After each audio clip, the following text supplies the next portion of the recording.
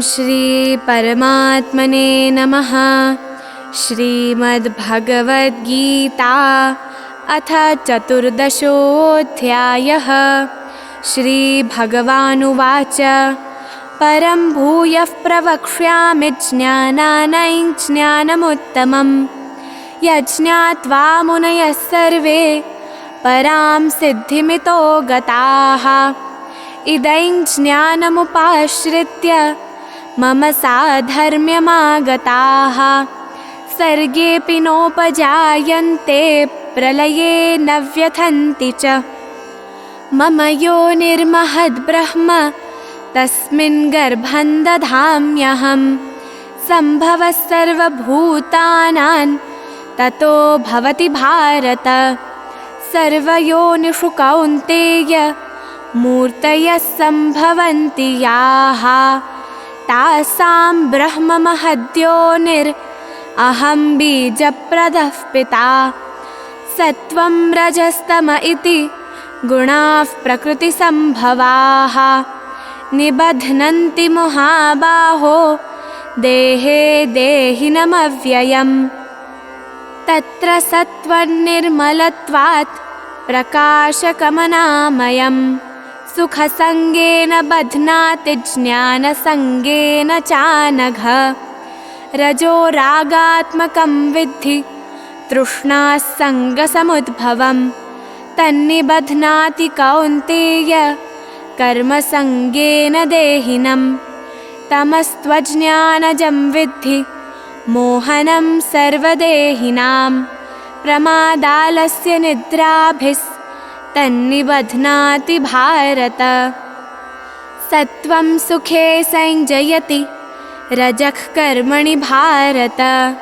ज्ञानमावृत्य तु तमः प्रमादे संजयत्युत। रजस्तमश्चाभिभूय सत्त्वं भवति भारत। रजःसत्त्वं तमश्चैव तमःसत्त्वं रजस्तथा।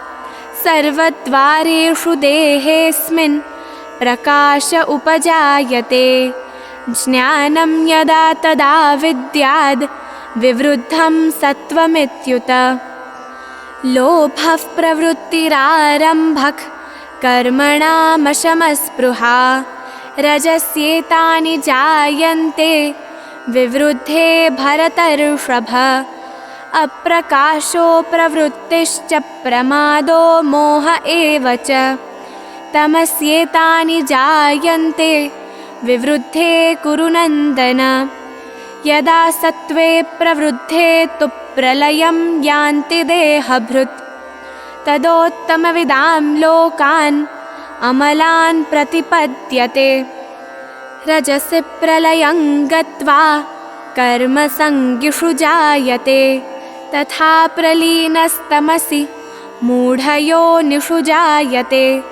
कर्मणः सुकृतस्याहुः सात्विकं निर्मलं फलं। रजसस्तु फलं दुःखम् अज्ञानं तमसः फलम्। सत्त्वात् संजायते ज्ञानं रजसो लोभ एव च। प्रमादमोहौ तमसो भवतो ज्ञानमेव च। ऊर्ध्वं गच्छन्ति सत्त्वस्था मध्ये तिष्ठन्ति राजसाः। जघन्यगुणवृत्तिस्था अधो गच्छन्ति तामसाः।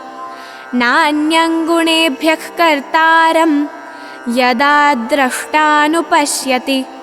गुणेभ्यश्च परं वेत्ति मद्भावं सोऽधिगच्छति। गुणानेतानतीत्यत्रीन् देहि देहसमुद्भवान्। जन्ममृत्युजरा दुःखैर्विमुक्तो मृतमश्नुते।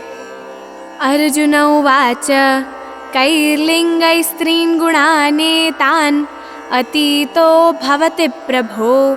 किमाचारः कथं चैतांस्त्रीन् गुणानतिवर्तते। श्रीभगवानुवाच प्रकाशं च प्रवृत्तिं च मोहमेव च पाण्डव। न द्वेष्टि सम्प्रवृत्तानि न निवृत्तानि काङ्क्षति।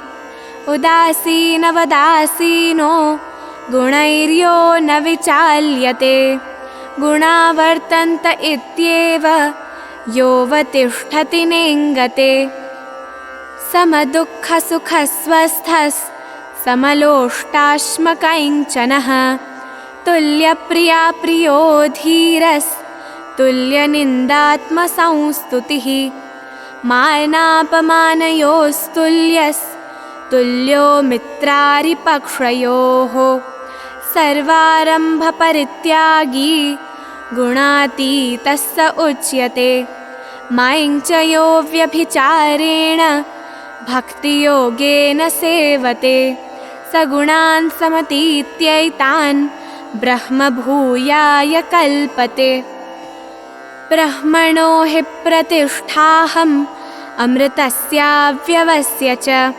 शाश्वतस्य च धर्मस्य सुखस्यैकान्तिकस्य च ॐ तत्सदिति श्रीमद्भगवद्गीतासु उपनिषत्सु ब्रह्मविद्यायां योगशास्त्रे श्रीकृष्णार्जुनसंवादे गुणत्रयविभागयोगो नाम चतुर्दशोऽध्यायः। हरये नमः। ॐ श्रीकृष्णार्पणमस्तु।